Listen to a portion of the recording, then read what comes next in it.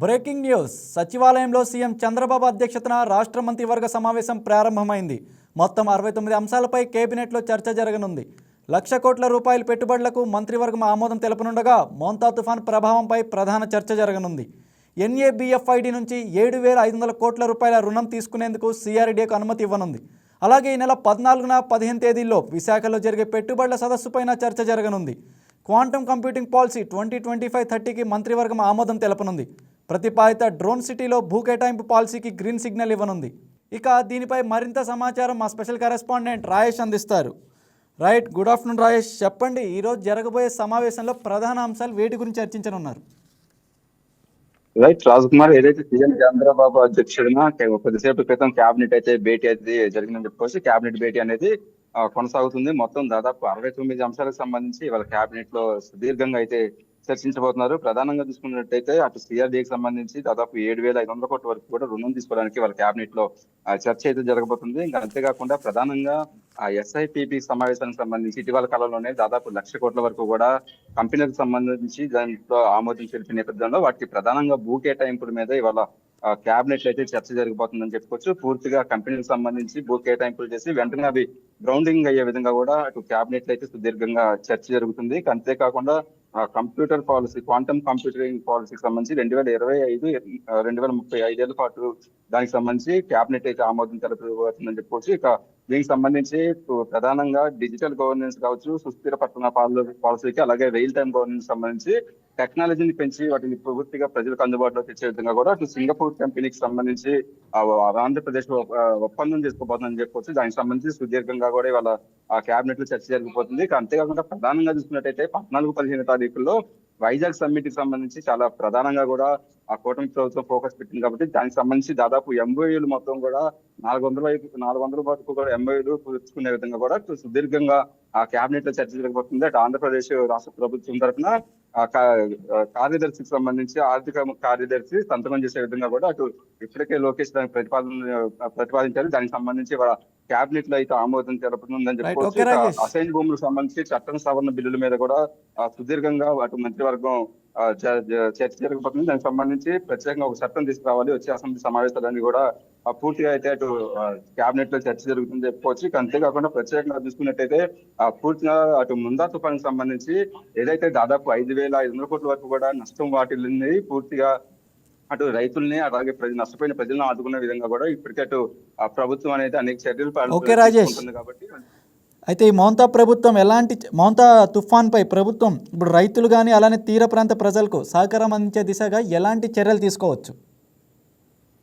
ఖచ్చితంగా దాదాపు ఇప్పుడు సీఎం చంద్రబాబు విజ్ఞప్తి మేరకు ఇప్పటికే కేంద్ర ప్రభుత్వానికి లేఖ రాసిన నేపథ్యంలో ఇవాళ ఆ కేంద్రం నుంచి ప్రత్యేకంగా కూడా 2 బృందాలు కూడా వచ్చినాయి. 2 రోజుల పాటు పూర్తిగా ఏదైతే తుఫాను ప్రభావిత ప్రాంతాల్లో అయితే పర్యటించబోతున్నారు. పూర్తిగా ఆంధ్రప్రదేశ్ ప్రభుత్వం దాదాపు 5,500 కోట్ల వరకు కూడా ఈ ముందా తుఫాను వల్ల నష్టం జరిగిందని కూడా ఇప్పుడు ఒక ప్రాథమిక అంచనాకు వేస్తున్న నేపథ్యంలో పూర్తిగా అటు కేంద్ర బృందం కూడా ఇవాళ పర్యటించబోతుంది ఇవాళ రేపు. దానికి సంబంధించి కూడా కొద్దిసేపటి క్రితమే అటు సీఎం తో కూడా కేంద్ర బృందం అనేది సెక్రటరియట్ రావడం జరిగింది. అటు వ్యవసాయ అధికారులకు సంబంధించి కూడా పూర్తిగా డీటెయిల్స్ అయితే తీసుకున్నట్టుగా తెలిసింది. దానికి సంబంధించి కూడా పూర్తిగా అటు ఆ కేబినెట్ లో కూడా ముందా తుఫాన్ సంబంధించి నష్టపరిహారం మీద కూడా సుదీర్ఘంగా చర్చ జరగబోతుంది. పూర్తిగా నష్టపోయిన రైతులు ఎవరైతే ఉన్నారో వాళ్ళకి సంబంధించి పూర్తి డేటాని ఇప్పటికీ అంచనా వేసిన నేపథ్యంలో కేంద్ర ప్రభుత్వం నుంచి వచ్చిన బృందాలు కూడా ఇవాళ రేపు విజిట్ చేసిన తర్వాత పూర్తి రిపోర్ట్ అయితే ఇవ్వనున్నట్టుగా తెలుస్తుంది. దానికి సంబంధించి రేపు సాయంత్రం కూడా అటు సీఎం తో ప్రత్యేకంగా అటు కేంద్ర బృందం కూడా భేటీ అవుతుంది. పూర్తిగా రాష్ట్రంకి కేంద్రం నుంచి రావాల్సిన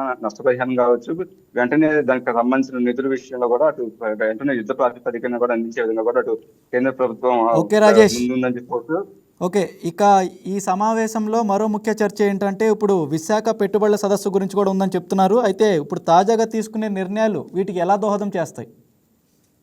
ఖచ్చితంగా ఎందుకైతే చాలా ప్రతిష్టాత్మకంగా కూడా అటు కూటమి ప్రభుత్వం అటు వైజాగ్ ని ఐటీ హబ్ గా కూడా మార్చే విధంగా కూడా ప్రతిష్టాత్మకంగా తీసుకుంది. దానికి సంబంధించి ఇప్పటికే అటు సీఎం తో పాటు అనేక మంది మంత్రులు విదేశీ పర్యటనలు జరిపారు. దాదాపు 150 మంది కంపెనీలకు సంబంధించిన సీఈఓలతో కూడా మీటింగ్ జరిగింది. దాదాపు ఇప్పటి వరకు కూటమి ప్రభుత్వం వచ్చిన 16 నెలల్లో దాదాపు 8 లక్షల వరకు కూడా పెట్టుబడులు వచ్చినాయి అంటూ కూడా ఇప్పటికి కూటమి ప్రభుత్వం చెప్తుంది. ప్రధానంగా వైజాగ్ లో జరిగే సమ్మిట్ కి సంబంధించి చాలా ప్రతిష్టాత్మకంగా అయితే అటు ప్రభుత్వం తీసుకుంది. దాదాపు 3,000 మంది కూడా అనేక దేశాల నుంచి సమ్మిట్ కి రాబోతున్నారు కాబట్టి పూర్తిగా అటు ఏర్పాట్ల మీద అటు దృష్టి పెట్టారు. దాంతో పాటు పూర్తిగా అన్ని జిల్లాలకు సంబంధించి అలాగే అన్ని నియోజకవర్గాల్లో కంపెనీలకు సంబంధించి పూర్తిగా వెంటనే గ్రౌండింగ్ అయ్యే విధంగా కూడా ఇటు లోకల్ గా ఉండే మంత్రులు కావచ్చు, లోకల్ గా ఉండే అధికారులు కూడా అలర్ట్ గా ఉండాలంటూ కూడా ఇక్కడ సీఎం కూడా ఆదేశాలు ఓకే చేశారని ఓకే చెప్పి రాజేష్, ప్రధానంగా చూస్తున్నారు.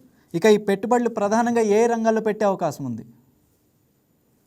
ఖచ్చితంగా అయితే మొత్తం దాదాపు ప్రతి రంగానికి 6 రంగాలకు సంబంధించి కూడా పెట్టుబడులు పెట్టే విధంగా కూడా అటు ముందుగా కూటమి ప్రభుత్వం ముందుకెళ్తుందని చెప్పుకోవచ్చు. ప్రధానంగా మ్యానుఫ్యాక్చరింగ్ సంబంధించి కావచ్చు, పోర్టుల విషయంలో కావచ్చు, ఆక్వా రంగంలో కావచ్చు, అలాగే పూర్తిగా కంపెనీ ఆస్ట్రేలియాకి సంబంధించిన కొన్ని కంపెనీస్ లో అటు పోర్టుల విషయంలో కూడా పెట్టుబడి పెట్టేందుకు ఇప్పటికి ముందుకు వచ్చిన నేపథ్యంలో పూర్తిగా ఫుడ్ ప్రాసెసింగ్ కావచ్చు, మ్యానుఫ్యాక్చరింగ్ సంబంధించి అన్ని రంగాల మీద పూర్తి టెక్నాలజీ ఉండి కంపెనీలు అనేది వెంటనే గ్రౌండింగ్ అయ్యే విధంగా కూడా అటు కూటమి ప్రభుత్వం ఇప్పటికే దాని మీద ప్రత్యేకంగా ఫోకస్ పెట్టింది. ప్రత్యేకంగా ఇప్పటికే అటు గూగుల్ డేటా అంటే రైడర్ డేటా లాంటి కంపెనీలు దాదాపు 87,000 కోట్లతో కూడా వైజాగ్ లో పెట్టుబడి పెట్టడానికి ముందుకు వచ్చిన నేపథ్యంలో పూర్తిగా రాబోయే రోజుల్లో కంపెనీలకు సంబంధించి ఏదైతే ఈ వైజాగ్ సమ్మిట్ లో ఎంఓయూలు చేస్తున్న కంపెనీలు కూడా వెంటనే గ్రౌండింగ్ అయ్యి పూర్తిగా అటు ప్రాజెక్టులకు సంబంధించి కావచ్చు, అలాగే ఐటీకి సంబంధించి ఇలాంటి టెక్నాలజీని వాడుకొని పూర్తిగా ఆంధ్రప్రదేశ్ రాష్ట్ర అభివృద్ధికి సంబంధించి టెక్నాలజీని వాడుకొని ఐటీ పరంగా అభివృద్ధి చెందే విధంగా కూడా కూటమి ప్రభుత్వం ముందుకు వెళ్తుంది. అంతేకాకుండా ఈ 5 ఏళ్లలో ఇప్పటికే 20 లక్షల ఉద్యోగాలు ఇస్తామంటూ కూడా కూటమి ప్రభుత్వం చెప్పింది. కాబట్టి పూర్తిగా ఆ ప్రైవేట్ రంగం కావచ్చు, ఐటీ రంగంలో కూడా ఉపాధి అవకాశాలు నిరుద్యోగులకి అవకాశం కల్పించే విధంగా కూడా అటు అనేక కంపెనీలతో ఒప్పందం అయితే ఓకే రాజేష్, సంబంధించి క్యాబినెట్ లో కూడా ప్రధానంగా చర్చ జరగబోతుంది. ఓకే రాజేష్, ఇక ఎన్ఏబిఎఫ్ఐడి నుంచి కూడా 7,500 కోట్లు దాదాపు రుణం తీసుకుంటున్నారు. అయితే ఇప్పుడు దీనిపై ఎలాంటి ప్రణాళికలు ఉన్నాయి? అలాగే ఇప్పుడు ఇంత మొత్తం రుణం కూడా అమరావతికి అభివృద్ధికి ఇది ఎలా తోడ్పడనుంది, ఎలా ఉపయోగించనున్నారు? ఖచ్చితంగా ఇటు పూర్తిగా కూడా అటు క్యాపిటల్ డెవలప్మెంట్ మీద కూడా ప్రత్యేకంగా ఫోకస్ పెట్టిన నేపథ్యంలో దాదాపు ఇప్పటి వరకు కూడా 70,000 వరకు కూడా అమరావతి రాజధాని నిర్మాణానికి సంబంధించి ఖర్చు పెట్టే విధంగా కూడా అనేక బ్యాంకుల నుంచి కావచ్చు, అటు సెంట్రల్ గవర్నమెంట్ నుంచి కూడా ఫండ్స్ కూడా తీసుకుని పూర్తిగా రాజధాని డెవలప్మెంట్ మీద అటు కూటమి ప్రభుత్వం ఫోకస్ పెట్టిందని చెప్పుకోవచ్చు. ఇంకా అంతేకాకుండా సిఆర్డీ అంటే హెడ్ ఆఫీస్ కూడా ఇక్కడ ఆల్రెడీ స్టార్ట్ చేశారు. కాబట్టి పూర్తిగా రాబోయే రోజుల్లో అంటే రాబోయే 3.5 ఏళ్లలో పూర్తిగా అటు అన్ని డిపార్ట్మెంట్ కి సంబంధించిన హెడ్ ఆఫీసులతో పాటు అటు అవుటర్ రింగ్ రోడ్ కావచ్చు, స్పీడ్ యాక్సెస్ రోడ్ కావచ్చు, అలాగే ఐఏఎస్ ఐపీఎస్ సంబంధించిన భవనాలు అంటే పూర్తిగా రాజధానిని అందుబాటులో తీసుకురావాలంటూ కూడా ఇప్పటికే దాన్ని ప్రతిష్టాత్మకంగా తీసుకుంది. అటు సింగపూర్ తో పాటు విదేశాల కంపెనీకి సంబంధించిన కంపెనీకి సంబంధించి అక్కడ ఉన్న లేటెస్ట్ టెక్నాలజీని ఉపయోగించి పూర్తిగా అమరావతి రాజధాని డెవలప్మెంట్ అనేది జరుగుతూ ఉంది. దానికి సంబంధించి కూడా ఇంకా మరొక 7,500 కోట్లు కూడా రుణం తీసుకునేందుకు కూడా వాళ్ళ క్యాబినెట్ లో చర్చ జరగబోతుంది. అంటే మొత్తం దాదాపు వాళ్ళ క్యాబినెట్ కి సంబంధించి సిఆర్డీఏలో 9,000 కోట్ల వరకు కూడా రుణం తీసుకుని పూర్తిగా ఇప్పటికే అమరావతి పనులు కూడా మొదలైంది. కాబట్టి వెంటనే వాటిని త్వరితగతిన పూర్తి చేసే విధంగా కూడా ఒక ప్రణాళికతో ముందుకు పోతుంది. అంటే పూర్తిగా ఇక్కడ అమరావతి డెవలప్మెంట్ కి సంబంధించి ఎలాంటి ఇబ్బంది లేకుండా అటు పనులు పురోగతి మీద కావచ్చు, పూర్తిగా అటు రోడ్లకు సంబంధించి కావచ్చు, ఇప్పటికే అమరావతిని క్వాంటమ్ వ్యాలీగా కూడా కుటుంబ ప్రభుత్వం ప్రకటించింది. కాబట్టి పూర్తిగా కూడా అప్పుడు రాజధాని డెవలప్మెంట్ మీద ప్రత్యేకంగా ఫోకస్ చేసింది. ఆ రాజధాని డెవలప్మెంట్ తో పాటు అటు పెట్టుబడులకు సంబంధించి రాష్ట్రంలో 3 ప్రాంతాలుగా కూడా ఏ ప్రాంతంలో ఏ రంగానికి సంబంధించిన అవకాశాలు ఉన్నాయో వాటిని వెంటనే కూడా పెట్టుబడులు పెట్టి పూర్తిగా ఆ రాష్ట్రానికి సంబంధించిన డెవలప్మెంట్ మీద అలాగే ఐటీ డెవలప్మెంట్ మీద ప్రధానంగా ఫోకస్ చేసిన నేపథ్యంలో ఇవాళ సుదీర్ఘంగా కూడా 70 అంశాల మీద కేబినెట్ లో అయితే చర్చ జరగబోతుంది. దానికి సంబంధించి ఇవాళ సాయంత్రం అయితే ఒక కీలక ప్రకటన చేస్తారు కేబినెట్ అంశాలకు సంబంధించి. అయితే ఇక ఈ సమావేశంలో ఇక డ్రోన్ సిటీలో భూ కేటాయింపు పాలసీకి కూడా గ్రీన్ సిగ్నల్ ఇవ్వనట్టు చెప్తున్నారు. అయితే ఇక ఈ పాలసీ ద్వారా ప్రభుత్వం ఎలాంటి లక్ష్యాన్ని సాధించే అవకాశం ఉంది?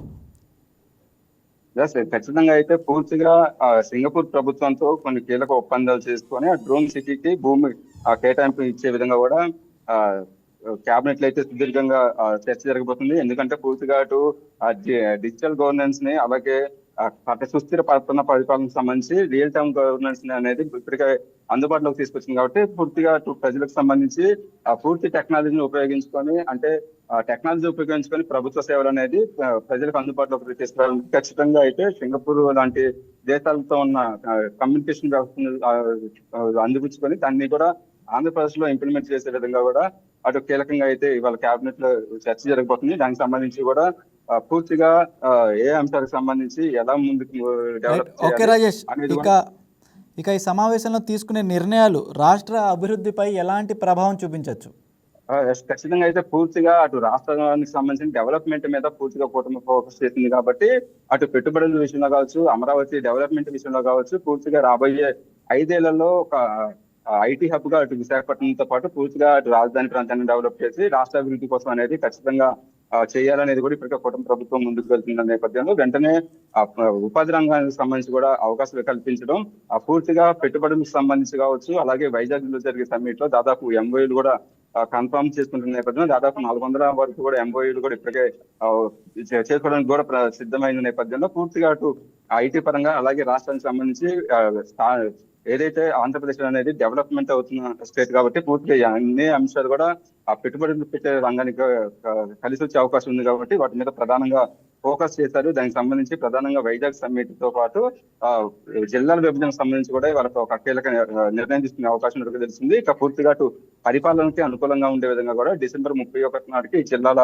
పునర్విభజన జరగాలని కూడా ఇప్పటికే కుటుంబ ప్రభుత్వం ముందుకెళ్తుంది. దాని మీద కూడా వాళ్ళ కేబినెట్ లో సుదీర్ఘంగా చర్చ జరగబోతుంది. అలాగే కొత్త రెవెన్యూ డివిజన్ ఏర్పాటు, ఎందుకంటే ప్రతి నియోజకవర్గంలో అన్ని రెవెన్యూ డివిజన్ అనేది అక్కడే లోకల్ గా ఉండే విధంగా కూడా కొన్ని మార్పులు చేయబోతున్నారు. దానికి సంబంధించి కొన్ని కొత్త జిల్లాలకు సంబంధించిన ప్రతిపాదన కూడా ఇప్పటికి వచ్చింది. దానికి సంబంధించి మంత్రి సబ్ కమిటీ కూడా భేటీ అయ్యి ఒక కీలక నిర్ణయం తీసుకున్నారు కాబట్టి దాని మీద కూడా వాళ్ళ కేబినెట్ సుదీర్ఘంగా చర్చ జరిగి దాని మీద కూడా ఒక కీలక నిర్ణయం తీసుకునే అవకాశం ఓకే, ఉన్నట్టు. Right Rajesh, thank you Rajesh.